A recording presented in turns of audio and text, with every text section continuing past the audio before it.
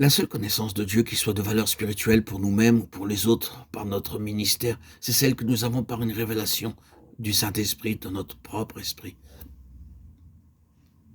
Dieu ne s'explique jamais en premier lieu à la raison de l'homme, et l'homme ne saurait jamais connaître Dieu en premier lieu par la raison. Le christianisme est une révélation où il n'est rien, et il doit être cela pour chaque nouvel enfant de Dieu.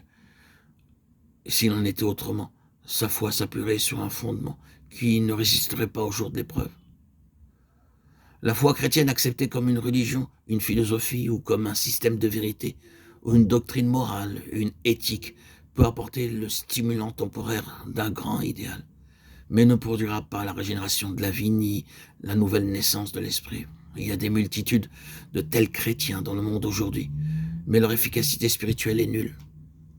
L'apôtre Paul montre très clairement que le secret de toute sa vie et de tout son service était le fait qu'il avait reçu son évangile par révélation. Il est même possible de connaître la Bible le plus parfaitement en tant que livre et d'être cependant mort et inefficace spirituellement, tandis que les Écritures nous parlent si fortement de la connaissance de Dieu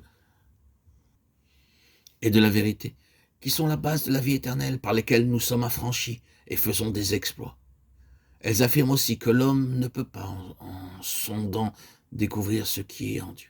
Job 11,7. Et elles nous disent aussi très clairement qu'il s'agit d'une connaissance dans l'esprit et non dans l'intelligence naturelle.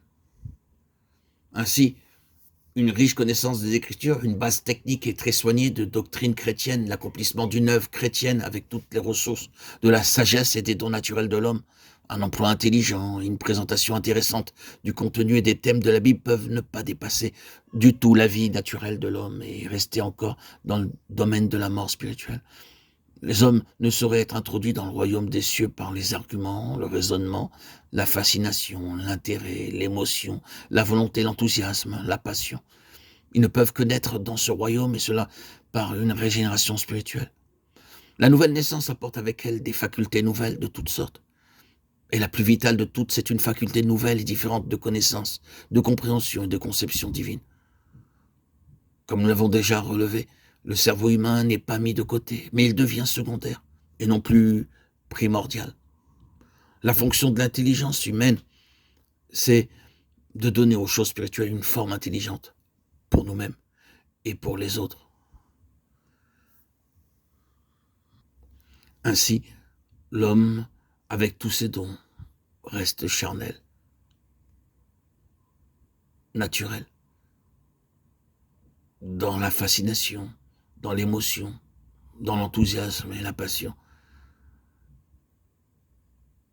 et ne peut connaître et saisir véritablement par l'esprit la vérité, la puissance de Dieu, découvrir qui est Dieu.